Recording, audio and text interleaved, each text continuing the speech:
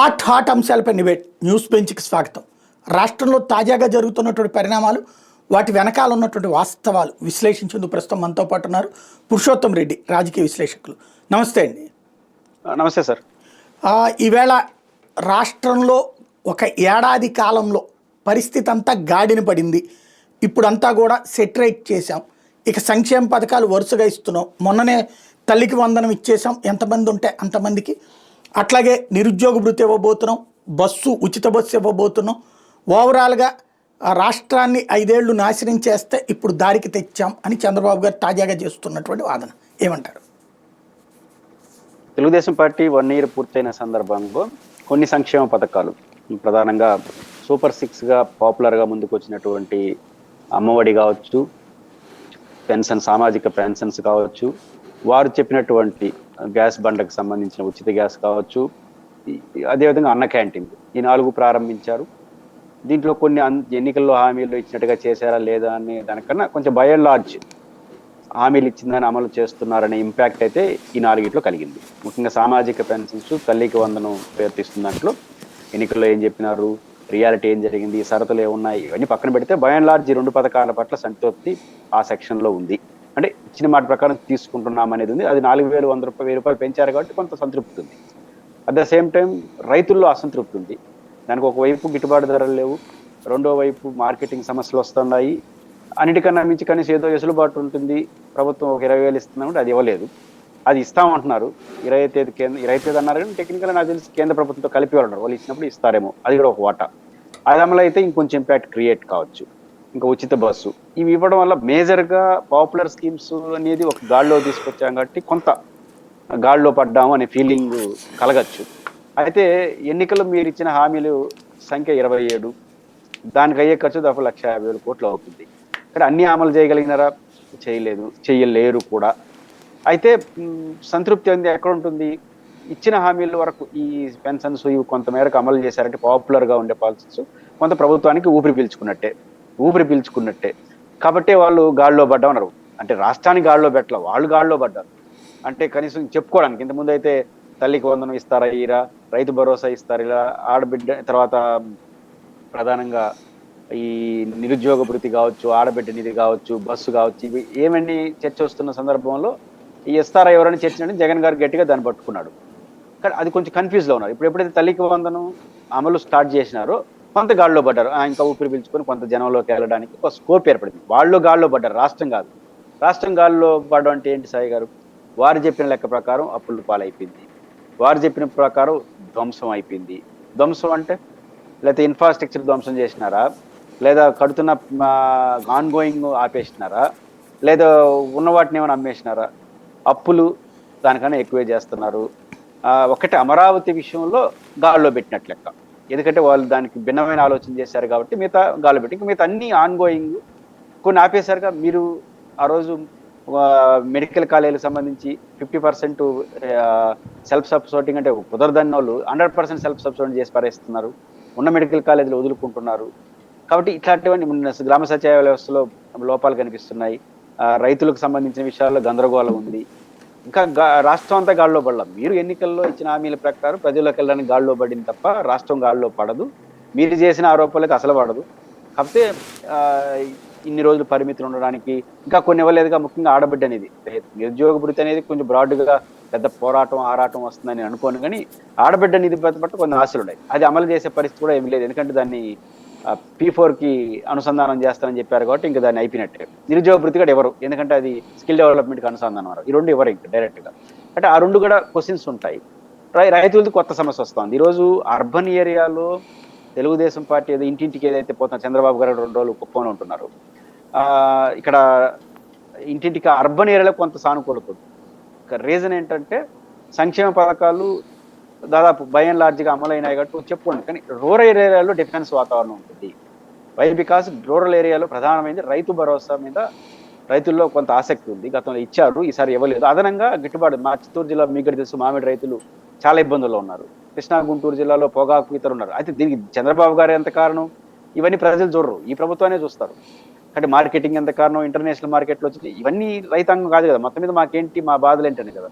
చాలా క్రైసిస్లో ఉన్నారు. ఇది కొంచెం తెలుగుదేశం పార్టీ శ్రేణులు ఇంటికి పోయినప్పుడు ఖచ్చితంగా రైతు భరోసా ఏంటి, గిట్టుబాటు ధర ఏంటి, మామిడి అనే సమస్య వస్తుంది. ఏదో క్వశ్చన్ చేస్తారు కదా, ఇంత కంఫర్ట్ ఉండదు. కాబట్టి కొంత గజిబిజి ఉంటుంది. ఇక్కడ తెలుగుదేశం పార్టీ గాడిలో పడింది. కానీ అదే సందర్భంలో గత ప్రభుత్వం మీద నిందనేస్తున్నారు కదా, గత ప్రభుత్వం రూట్లోనే మీరు వెళ్తున్నారు. అంటే నేను నెగిటివ్ పాయింట్, పాజిటివ్ పాయింట్ తీసుకున్నాను.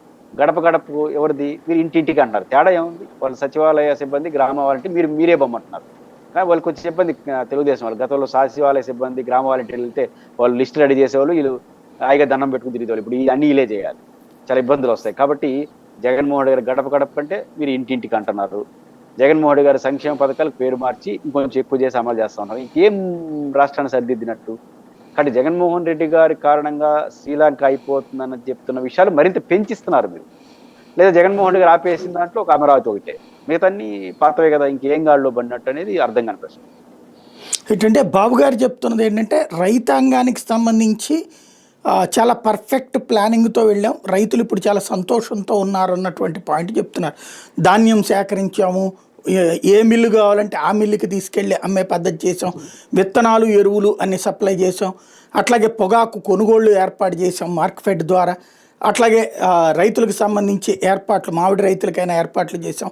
కానీ చెప్పుకోలేకపోతున్నాం. తెలుగుదేశం పార్టీకి ఫెయిల్యూర్ ఏంటంటే 2019, 14, 19 మధ్యలో కూడా ఎన్నో చేసేసాం, ఎంతో చేసేసినా చెప్పుకోలేక అప్పుడు దెబ్బతిన్నాం, మళ్ళీ ఇప్పుడు చెప్పుకోలేక దెబ్బతింటున్నాం. కాబట్టి ఇంటికెళ్ళి చెప్పి బాగుపడదాం అంటున్నారు. అంటే చెప్పుకోకపోవడం వల్ల నష్టపోయేది రాజకీయ పార్టీలు వాడే ఊతపదం.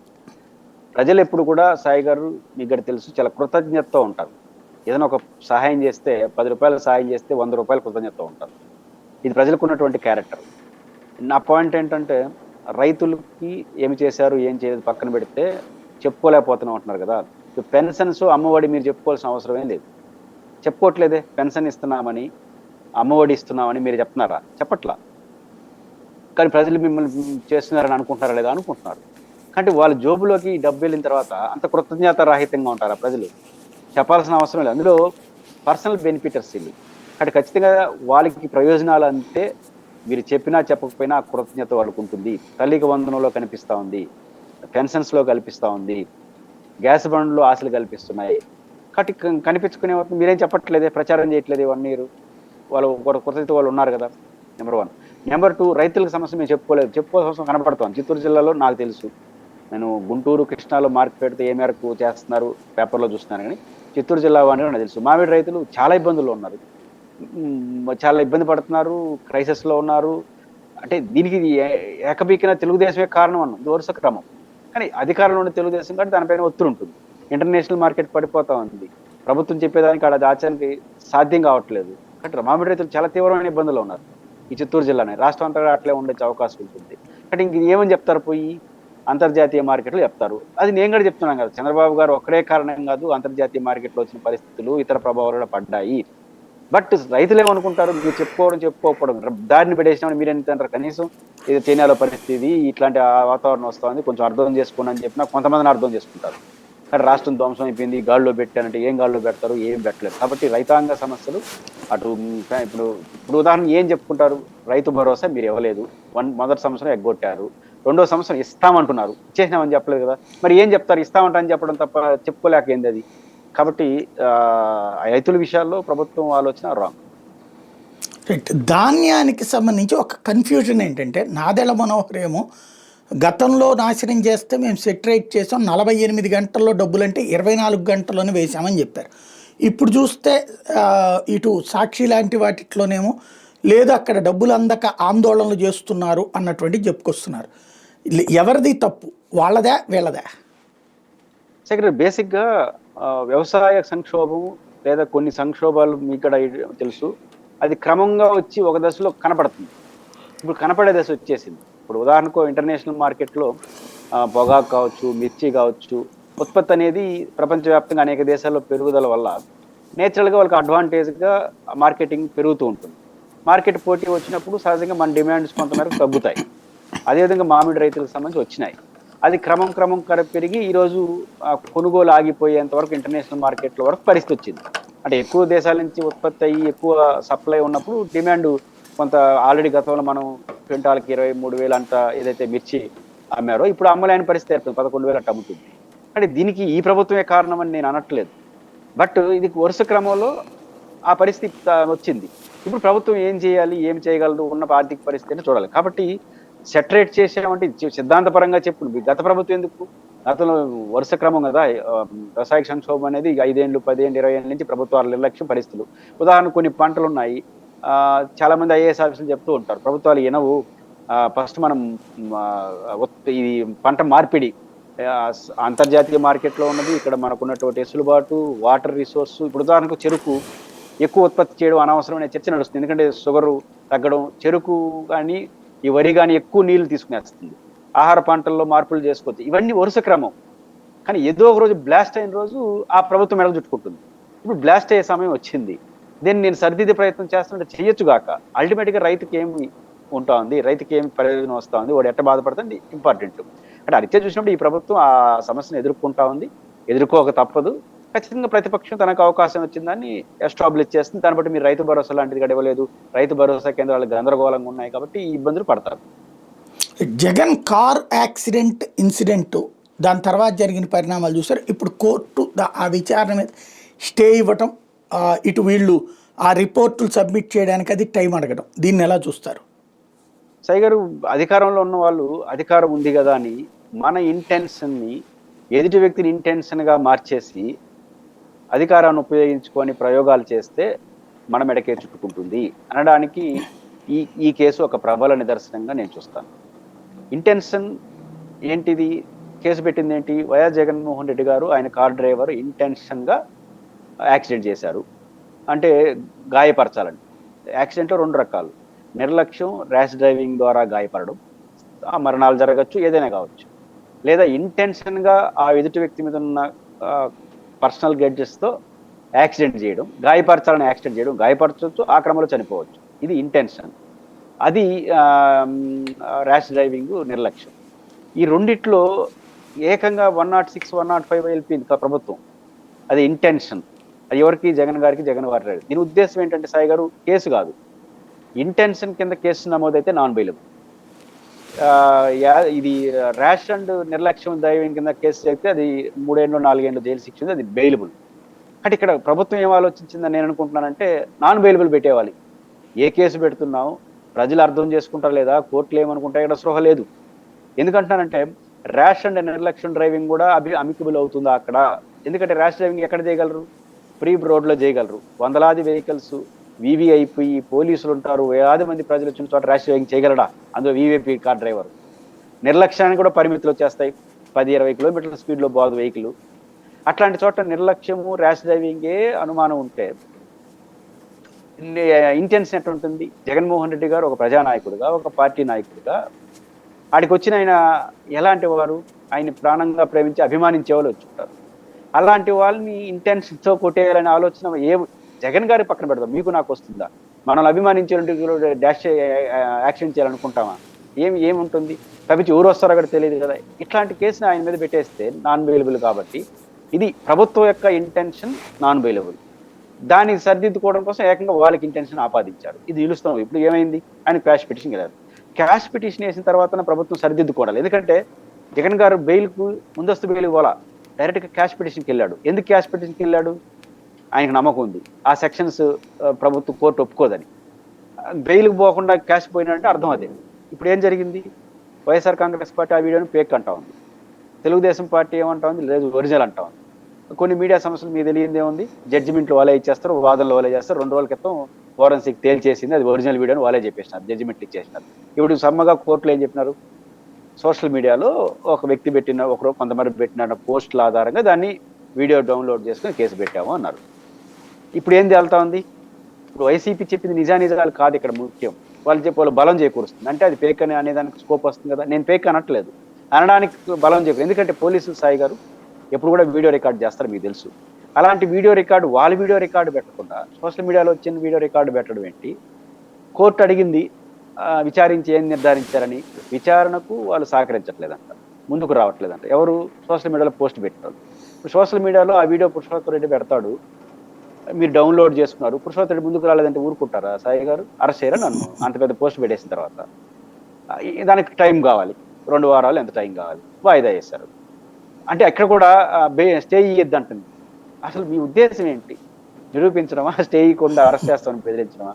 కాబట్టి ఇప్పుడు ఆ వీడియోకి సంబంధించి ఎప్పుడు కూడా ఇక్కడ రెండోది వైఎస్ఆర్ కాంగ్రెస్ పార్టీ ఏం ఆలోచిస్తుందో నాకు తెలియదు కానీ జగన్మోహన్ రెడ్డి గారు వేసినటువంటి సెక్యూరిటీకి సంబంధించిన పిటిషన్లో ఇది బలం చేకూర్చబోతా ఉంది. ఏదంటే ఒక చిన్న ధర్నా చేస్తే కూడా నా అనుభవం వీడియో రికార్డ్ చేస్తారు పోలీసులు. ఇప్పుడు జగన్మోహన్ రెడ్డి లాంటి విఐపి మాజీ ముఖ్యమంత్రి టెన్షన్ వాతావరణంలో ప్రయాణంలో ఉన్న దాంట్లో వీడియో రికార్డ్ ఎందుకు చేయలేదు? చేశారా? చేయలేదా? చేస్తే ఆ వీడియో లేదా? లేదా చేయలేదా?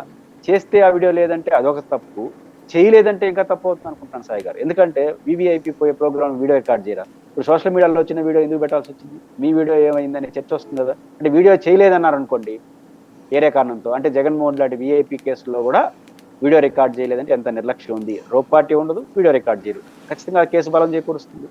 కాబట్టి ఇది మొత్తం ఎపిసోడ్లో ప్రభుత్వానికి పెద్దలకు ఉన్న ఇంటెన్షన్ ఏమవుతుందో కూడా తెలియకుండా పెట్టి వాళ్ళకి ఇంటెన్షన్ ఆపాదించి పెట్టిన దుష్ఫలితమే ఈరోజు ప్రభుత్వం డిఫెన్స్ లో నెట్టబడుతుంది, మరింత డిఫెన్స్ లో పెడుతుంది.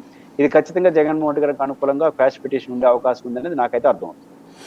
తాడిపత్రిలో జరుగుతున్న పరిణామాలు, పెద్దారెడ్డి వస్తే కూడా వెనక్కి పంపించడం, ప్లస్ ఆయన ఇంటికి సంబంధించి కూల్చివేయడానికి అడుగులు, ఇంకోవైపున స్వయంగా ప్రభాకర్ రెడ్డి ఏం అవసరమైతే రేపు పొద్దు నేను వైసీపీకి వెళ్ళనా అలాంటి వ్యాఖ్యలు, దీన్ని ఎలా చూడాలి?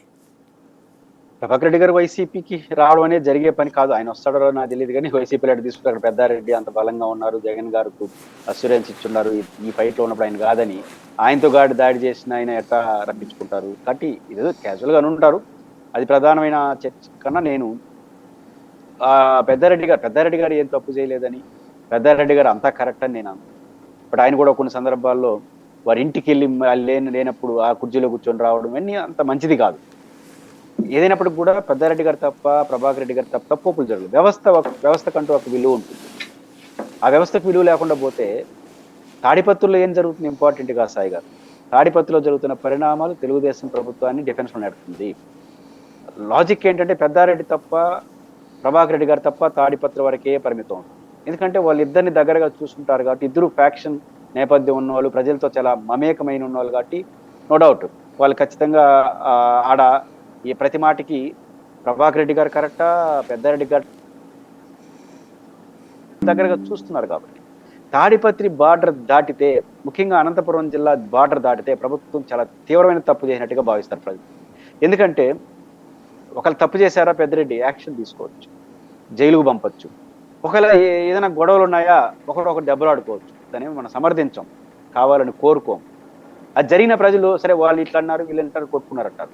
అసలు కోర్టు చెప్పినా కూడా నేను రాని మా తాడిపత్రి కంటే ఏ వ్యవస్థలో ఉన్నాం? తాడిపత్రిలో గతంలో పెద్దారెడ్డి గారు ఏదైనా చేస్తుంటే కొంత సానుభూతి ఉంటే ఉండొచ్చు ప్రభాకర్ రెడ్డి గారికి, అనంతపురం జిల్లాకి ఆ వాసన ఉండొచ్చు. కానీ రాష్ట్రం అంతా దేశం అంతా ఏమనుకుంటుంది, ఒక ఎమ్మెల్యే మాజీ ఎమ్మెల్యేకి నేను రానంటాను, వస్తే కొడతాను, ఒప్పుకో, కోర్టు ఆదేశించింది పొమ్మని, ఆయన పోలీసుల దగ్గరుండి ముందస్తు చర్యలతో ఆయన తీసుకొచ్చేస్తున్నారు. ఇప్పుడు పెద్దారెడ్డి గారు చూడండి, మామూలుగా ఆయన దూకుడు స్వభావం, ఆయన చాలా వ్యూహాత్మకంగా వెళ్తున్నాడు సహకరిస్తున్నాడు. ఆయన ఇప్పుడు సహకరించకపోతే గొడవ అవుతుంది కదా. అంటే ఇది ఏం మెసేజ్ వెళ్తుంది మెల్లిగా రాష్ట్రంలో, ఇది ఏం రాజ్యము అనే మెసేజ్ వెళ్ళిపోతుంది. కాబట్టి పెద్దారెడ్డి గారిని వాళ్ళ నియోజకవర్గం రానికపోవడం, కోర్టు చెప్పినా రానికపోవడం, పదే వచ్చినా మళ్ళీ తిరిగి రాకపోవడం, ఇవన్నీ ప్రభుత్వానికి రాష్ట్రంలో చాలా చెడ్డ పేరు వస్తుంది. ఖచ్చితంగా ప్రభాకర్ రెడ్డి గారు కూడా ఆ నియోజకవర్గంలో ఏం ఆలోచిస్తున్నారు అని మాత్రమే ప్రభాకర్ రెడ్డి గారు ఆలోచించకూడదు. రాష్ట్రంలో ప్రజలు ఏం ఆలోచిస్తున్నారో ఆలోచించాలి. ఇట్లాంటి ఆలోచనలు పెరిగితే తెలుగుదేశం పార్టీ యాక్టివిటీ కూడా మారిపోతుంది. ప్రభాకర్ రెడ్డి గారు ఎంత కరెక్ట్ అయినా కావచ్చు, ఎంత ముఖ్యమైన వ్యక్తి అయినా కావచ్చు, రాష్ట్రం అంతా చెడ్డ పేరు వస్తే తెలుగుదేశం పార్టీ మాత్రం దాన్ని ఒక దశ దాటితే ఎంటర్టైన్ చేస్తుందా? చేయదు కదా. ఎందుకంటే ప్రభుత్వం మూల్యం చెల్లించుకుంటుంది. కాబట్టి ఖచ్చితంగా పెద్దారెడ్డి గారి ఎపిసోడ్లో తెలుగుదేశం పార్టీకి నష్టం. బికాజ్ ఆయన తప్పు ఒప్పులు కాదు, ఆయన తప్పు ఒప్పుల పైన ఏరే చర్యలు. ఇప్పుడు రాష్ట్రంలో చాలా మంది వైసీపీ నాయకులు అరెస్ట్ చేసినారు, కేసులు పెట్టారు. ఆయన తప్పు చేస్తుంటే అరెస్ట్ చేయండి, జైలు పంపించండి. దాన్ని వదిలేసి ఫిజికల్ యాక్టివిటీలోకి వెళ్ళిపోవడం ఖచ్చితంగా తెలుగుదేశం పార్టీ ఇప్పుడే స్టార్ట్ అయింది. రాబోయే కాలంలో మూల్యం చెల్లించుకునే పరిస్థితి వస్తుంది. తెలుగుదేశం పార్టీ ప్రొఫెషనల్గా పొలిటికల్గా చాలా యాక్టివ్ ఉంటుంది కాబట్టి ఆ దూరం వస్తే మాత్రం ప్రభాకర్ రెడ్డి గారు ఇబ్బంది పడే పరిస్థితి వస్తుంది. ఇటు స్టాంపుల కుంభకోణం, ఒకప్పుడు తెలుగు కుంభకోణం రాష్ట్రంలో అప్పుడు మంత్రి అరెస్టు చూసాం. ఇప్పుడు తాజాగా జరిగిన స్టాంపుల కుంభకోణంలో ఒక రాజకీయ నాయకుడిని ఇరికించడానికి, ఒక తెలుగుదేశం నాయకుడిని ఇరికించడానికి మరొక తెలుగుదేశం పార్టీ నాయకుడు చేసిన ప్రయత్నంగా చూడాలా, లేదా దాన్ని ఒక కుంభకోణంగానే చూడాలా? ఇప్పుడు ఇప్పుడు మన కుంభకోణాలని రాష్ట్రంలో బేసిక్గా అంటే కేసు టార్గెట్ గా జరగట్లేదు, పర్సన్ టార్గెట్ గా జరుగుతాం.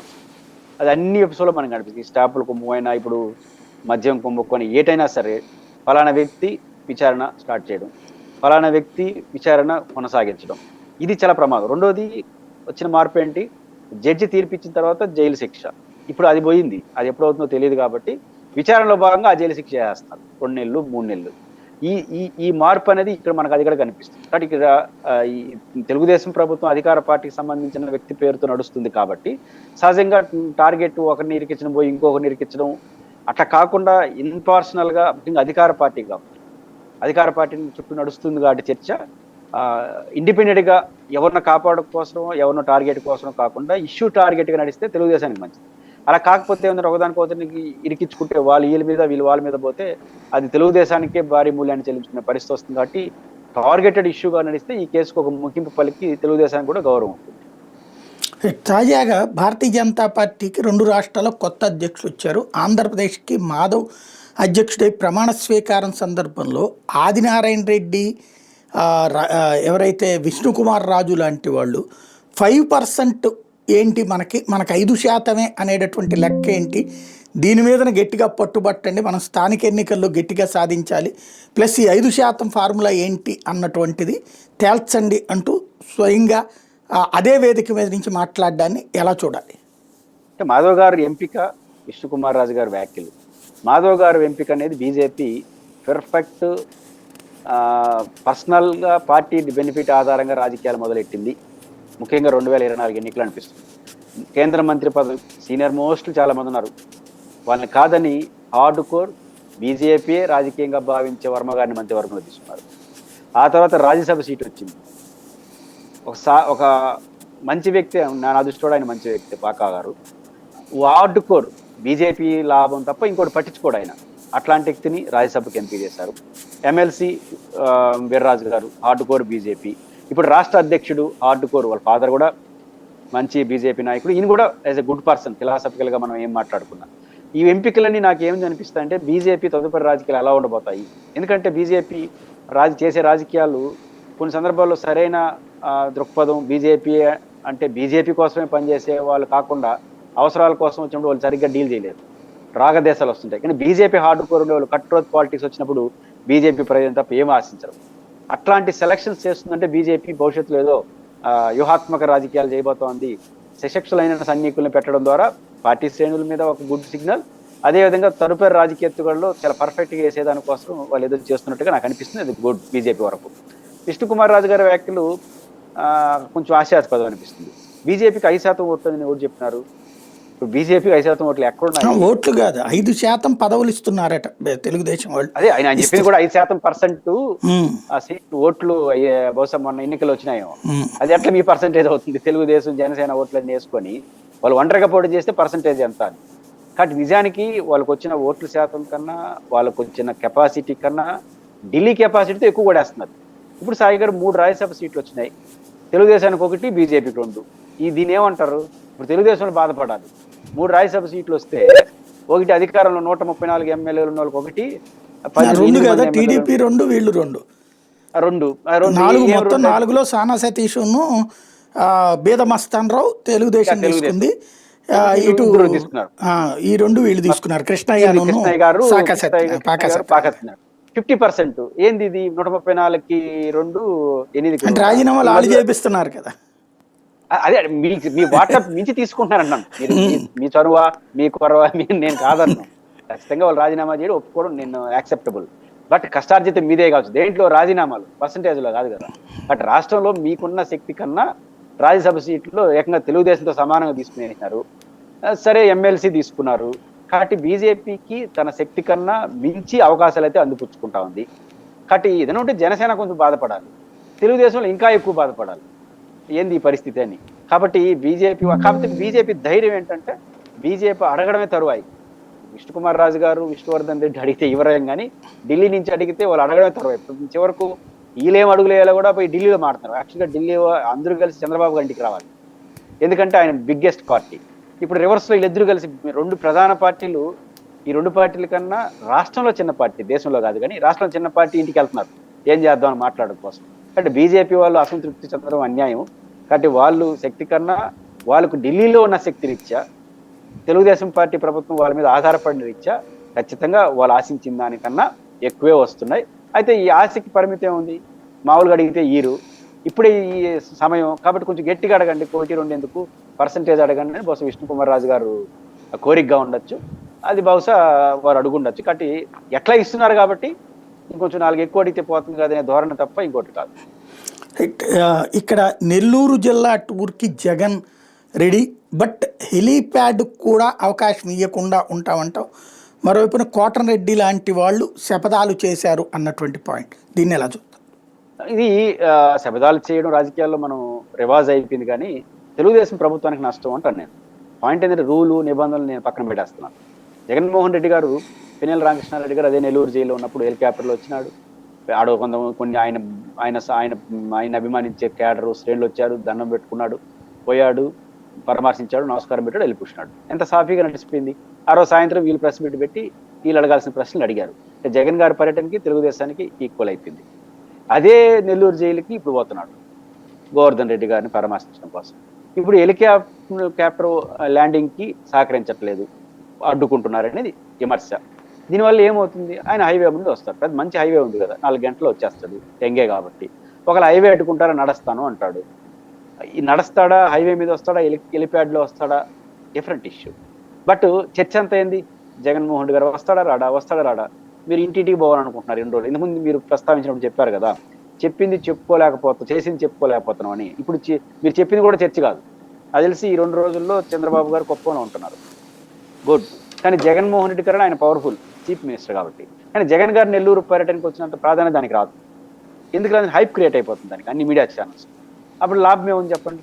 ఆయన హెలికాప్టర్ పరం లేదు, హెలికాప్టర్లో వస్తాడా, రాకపోతే ర్యాలీగా వెహికల్లో వస్తాడా, ఆన్ రోడ్డు వస్తే ఎన్ని చోట్ల వస్తారనుకోండి. తాడేపల్లిలో స్టార్ట్ చేయాలంటే మధ్యలో గుంటూరు, చిలకలూరుపేటలో రజనీ గారు, కావలి, నెల్లూరు వరుస పెట్టి హైవేల్లో మొత్తం ఎమ్మెల్యేలందరూ ఈదిలో కూర్చుంటారు, స్వాగతాలు పలుకుతారు, ఒక రకమైన బల ప్రదర్శన కూడా చేస్తారు. మీరు ఇచ్చిన అవకాశమే కదా, ఎట్లా జరుగుతుందో మొత్తం చూస్తారు. కాబట్టి ఇప్పుడు పొదిలి పర్యటన ఉంది, అదేం ఆంక్షలు పెట్టలేదు, కొన్ని చిన్న గొడవలు తప్ప. అంత పెద్ద లైవ్లు రాలా. సత్యనపల్లి ఆంక్షలు వచ్చేసరికి తెల్లారితో నుంచి తిరిగి వచ్చేంత వరకు లైవ్లే, తిడతా కొంతమంది లైవ్లు, పొగడతా కొంతమంది లైవ్లు. అంటే రేపు కూడా అదే అవుతుంది. కాబట్టి ఈ పర్యటన సాఫీగా జరిగిపోతే ప్రభుత్వానికి మంచిది. సాఫీగా జరగకుండా వస్తే మాత్రం ఆయన ఏదో పద్ధతిలో వస్తాడు, ఏ పద్ధతి లేకుండా ఇంటి నుంచి బయటికి రావద్దు అన్నారనుకోండి, ఆయనే ప్రెస్ మీట్ పెట్టి మాట్లాడతాడు. ఏమవుతుంది, ప్రభుత్వానికే నష్టం కదా. కాబట్టి ప్రభుత్వం ఎంత ఈ విషయంలో ఎక్కువ ఒత్తిడి చేస్తే అంత వాళ్ళకి రాజకీయంగా నష్టం అనేది గుర్తిస్తే మంచిది. పార్టీని సంస్థాగత నిర్మాణాన్ని చేసుకుంటూ ఎప్పటికప్పుడు వారం మీటింగులు, ఈ మధ్యకాలంలో రివ్యూలు చేసుకొచ్చినట్టు జగన్మోహన్ రెడ్డి చివరిలో పాదయాత్ర అన్నటువంటి పాయింట్ను ఒకటి రైజ్ చేస్తున్నారు. దీన్ని ఎలా చూడాలి? ఖచ్చితంగా జగన్మోహన్ రెడ్డి గారు ఎన్నికలు దగ్గర పడేసరికి పాదయాత్రకు వెళ్తాడు అనేది క్లియర్గా మనకు అర్థమవుతుంది. ఎందుకంటే పాదయాత్ర అనేది ఆయన కలిసి వచ్చింది. తన ఫస్ట్ ఓదార్పు యాత్ర పాదయాత్ర కలిసి వచ్చింది, ఈ తర్వాత 19 ఎన్నికల ముందు పాదయాత్ర కలిసి వచ్చింది. ముఖ్యమంత్రి కారణము ఏ కారణం అయితే 24లో పాదయాత్ర చేయలేకపోయాడు, చేయడం సాధ్యం కూడా కాదు. మళ్ళీ ఇప్పుడు 24లో పాదయాత్ర, 29లో పాదయాత్ర అంటాను. ఎప్పుడు ఎన్నికలు వస్తే నేను అనుకుంటుంది పాదయాత్ర జగన్మోహన్ రెడ్డి గారి సక్సెస్ఫుల్ స్టోరీకి ఉపయోగపడతా ఉంది. పాదయాత్ర అనేది కష్టంతో కూడుకున్న పని అయినా ఆల్మోస్ట్ ఇప్పుడు అంటే అసెంబ్లీకి కూడా పోయే పరిస్థితి లేదు. నేరుగా ప్రజల్లోకి వెళ్ళిపోతే ప్రజల్లో ఉంటారు. ఆ ప్రభుత్వం రోజు ఆయన ప్రజల్లో కలుస్తూ ఉంటాడు, విమర్శలు, సూచనలు, డిమాండ్లు వస్తూ ఉంటాయి, దానికి వీళ్ళు సమాధానం చెప్పుకుంటూ ఉంటారు. కాబట్టి సెంట్రలైజర్ జగన్ అవుతాడు కదా. కాబట్టి ఖచ్చితంగా జగన్మోహన్ రెడ్డి గారు ఈసారి రూట్ మార్చేసినాడు. ఆయన ఈ రేపు తెల్లాతోనే ఎన్నికలు వస్తాయి అన్నట్టుగా పార్టీని నడుపుతున్నాడు. మరి ఆయనకి ఏం సమాచారం ఉందా, 29లో వస్తాయి, ఇలా జమిలి ఏమైనా ముందుకు నడుస్తుందా తెలియదు, కానీ ఎన్నికలు త్వరలో రాబోతున్నాయి అనడానికి సన్నిద్ధం చేసే పద్ధతిలో పార్టీ నడుపుతున్నాడు.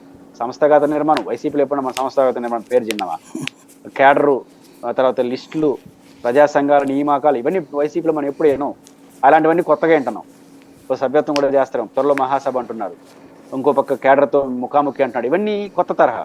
పార్టీని యాక్టివేట్ చేసుకొని ఎన్నికలకు సిద్ధపడే పద్ధతిలో చేస్తున్నాడు. వస్తే ఎన్నికలకు ఎదుర్కొంటాడు, రాకపోతే ఏంటి పరిస్థితి? నేరుగా పాదయాత్రకు ఉపయోగపడుతుంది.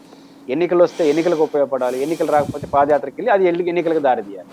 కాబట్టి జగన్మోహన్ రెడ్డి గారు ఈరోజు చేసిన వ్యాఖ్య ఏదైతే ఉందో, సోషల్ మీడియాలో యాక్టివ్ ఉండదు, నేను పాదయాత్రలో పేరున పలికేటగా ఉండాలి అన్నాడు. అంటే సోషల్ మీడియా వాళ్ళందరూ రేపు నుంచి యాక్టివ్ అయిపోవాలి. జగన్మోహన్ రెడ్డి గారు పలకరిస్తారంటే చాలా మంది సోషల్ మీడియా వాళ్ళు యాక్టివ్ అవుతారు కదా. ఆ రకంగా పార్టీ కార్యకర్తలు ఒక డిసడ్వాంటేజ్ సిచ్యువేషన్స్, మేము అన్యాయానికి గురైనాం, నష్టపోయినాం, కేడర్ని జగన్ పట్టించుకోలేదు అనే వాతావరణంలో అలుగుతూ ఉన్న కేడర్ని కాస్త యాక్టివేట్ చేసి మరింత యాక్టివ్గా పనిచేసే పద్ధతిలో ఆయన వ్యవసాయం ఖచ్చితంగా జగన్మోహన్ రెడ్డి గారు తీసుకునే స్టెప్స్ ఎన్నికలు వచ్చినా ఉపయోగపడుతుంది, ఎన్నికలు రాకపోయినా ఆయన పాదయాత్రకు పోయి ఆయన ఖచ్చితంగా ఎన్నికలకు ముందు పాదయాత్రతో ఎన్నికలకు పోతాడని నేను కూడా అనుకుంటున్నాను. రైట్. ఇవాళ ఫైనల్గా వచ్చేటప్పటికి రాష్ట్రంలోని ఈ రాజకీయ ఒక స్టేజ్కి వచ్చేసినట్టు అనుకోవచ్చు. అంటే వీళ్ళ ముగ్గురు కలిసి ప్రయాణం, జగన్మోహన్ రెడ్డి ఒక్కడే, మధ్యలో కాంగ్రెస్ కమ్యూనిస్టులు, వాళ్ళ పరిస్థితి ఎట్లా ఉంటుంది? ఎటో ఒకవైపు వెళ్ళడం, వాళ్ళు ఏమైనా సంఘటితంగా ఇంకొక టీమ్గా ఏర్పడి ముందుకు వెళ్ళే సిచ్యుయేషన్ ఉంటుందా? ఎలక్షన్స్ ముందే చూసుకోవాలంటారా? నేను అనుకుంటుంది బీజేపీ ఏదైనా వ్యూహాన్ని మార్చుకుంటే తప్ప పవన్ కళ్యాణ్ గారు చంద్రబాబు గారు కలిసే ఉంటారని నమ్ముతున్నాను. ఎందుకు అంటున్నానంటే, ఎందుకు పవన్ కళ్యాణ్ గారు బీజేపీ తెలుగుదేశంతో కలిశారు? ఒంటరిగా మనం ఉంటే జగన్ నెగ్గుతాడు కాబట్టి వద్దు, అది సక్సెస్ కూడా అయినారు. ఇది తెలిసిన తర్వాత రేపు విడిపోతే సూత్రం ఏం మారదు కదా. పైపించి జగన్మోహన్ రెడ్డి గారు 24లో తాపాలు గందరగోళాలు ఉన్నాయి, అది పోతాయి కదా. జగన్ గెలుస్తాడా వాడతాడా పక్కన పెడదాం, 24 కన్నా బలంగా ఉంటాడు. ఇక్కడ బలంగా ఉంటాడు కాబట్టి 24 కన్నా బలంగా ఉన్నప్పుడు ఖచ్చితంగా జనసేన ఒంటరిగా పోటీ చేస్తే మనకు నష్టం, వాళ్ళకి నష్టం అనుకున్న నేపథ్యంలో పవన్ కళ్యాణ్ గారు తెలుగుదేశం పార్టీతో అసోసియేషన్ వీడుకోరు. బట్ బీజేపీ ఏమన్నా ఒత్తిడి చేసి వాళ్ళ రోజుకి వ్యూహాలు మార్చుకుంటే చెప్పలేను. బీజేపీ వ్యూహం మారకపోతే బీజేపీ జనసేన వాళ్ళు ముగ్గురు అట్లే ఉంటారు, జగన్మోహన్ రెడ్డి గారు ఇట్లే ఉంటాడు. ఈ బీజేపీ వ్యూహం మార్చుకొని తెలుగుదేశం నుంచి బయటకు వస్తే బహుశా కాంగ్రెస్ బీజేపీకి వ్యతిరేక పేరుతో వామపక్షాలు తెలుగుదేశం కలవచ్చేమో. జగన్మోహన్ రెడ్డి గారు మాత్రం వీళ్ళతో వ్యతిరేకత ఉండదు. బహుశా చెల్లి ఉంది కాబట్టి కాంగ్రెస్తో ఉండొచ్చు, చెల్లి లేకపోయినా కూడా కాంగ్రెస్తో గుడ్ రిలేషన్స్ మెయింటైన్ కలుపుకోబోడు ఆయన.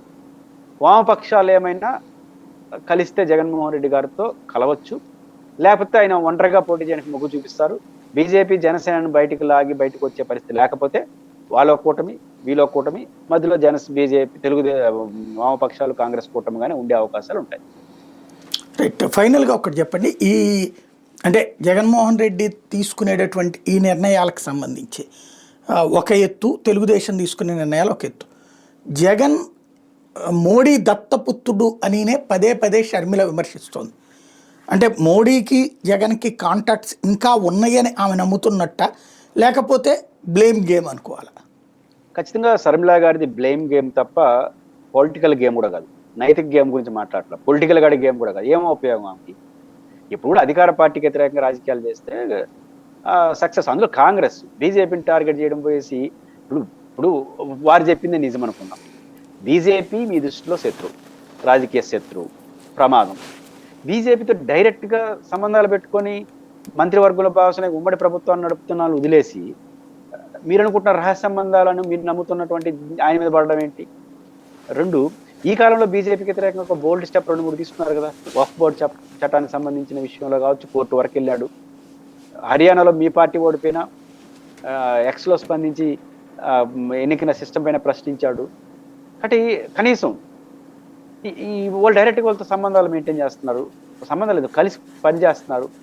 కాబట్టి ఇప్పుడు ఏ వైఖరి తీసుకుంటాను షర్మిల గారిది బ్లేమ్ పాలిటిక్స్ కాంగ్రెస్కి కూడా ఉపయోగపడదు. ఆమెకు ఉపయోగపడే దేవుడు ఆమెకు ఉపయోగపడదు, కాంగ్రెస్ కూడా ఉపయోగపడదు అని నేను ఎందుకు అంటున్నానంటే, ఆ పార్టీ నాయకుడు సీతామోహన్ గారు, ఆ పార్టీ నాయకుడు హర్ష కుమార్ గారు, ఆ పార్టీ నాయకులు చాలా మంది జిల్లాల్లో ఎవరైనా షర్మిల గారు ఇచ్చిన స్టేట్మెంట్ కొనసాగింగా ఒక మాట అన్నారా?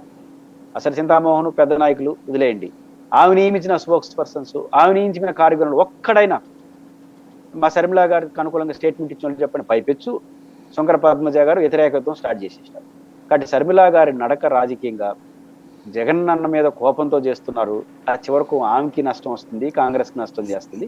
చివరకు ఆమెకి నష్టం చేసే వరకు తీసుకెళ్తే మనం చేయాలి. అది ప్యూర్లీ బ్లేమ్ పాలిటిక్స్ తప్ప ఇంకోటి కాదు. థ్యాంక్ యూ వెరీ మచ్ అండి. ఇది పరిస్థితి. రాష్ట్రంలో జరుగుతున్న పరిణామాల్లో అత్యంత కీలకమైనది రెండు. ఒకటి, తెలుగుదేశం పార్టీ రాష్ట్రాన్ని ఊపిరి పీల్చుకునేలా చేశామని చంద్రబాబు గారు చెప్పడం అయితే, రెండవది జగన్మోహన్ రెడ్డి పాదయాత్రకి సిద్ధం అన్నటువంటి ప్రకటన. ఈ రెండు కూడా భవిష్యత్ రాజకీయాలకు సంబంధించి క్రియాశీలకమైనటువంటి కీలకమైన అంశాలు కాబోతున్నాయి.